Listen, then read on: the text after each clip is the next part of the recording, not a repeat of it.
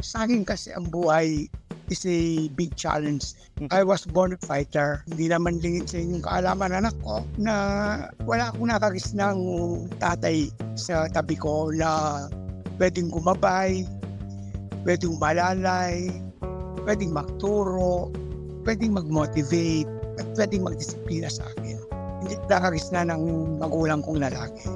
Natapos ko ang aking pag-aaral with hardship. Hindi ako tumigil sa naging assistant librarian ako, naging kargador ako, natapos ko ang masters ko, national scholar ako. 2 masters ang doctorate ko na inumpisahan ko sa Doctor of Philosophy. Recently, ang tinapos ko ay Doctor of Education.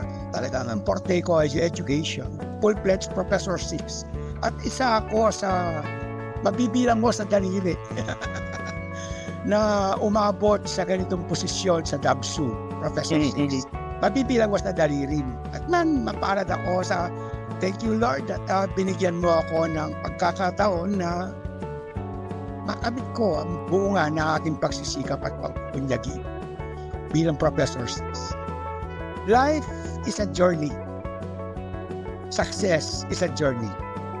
Both of these are not destination. And you don't have the choice to choose.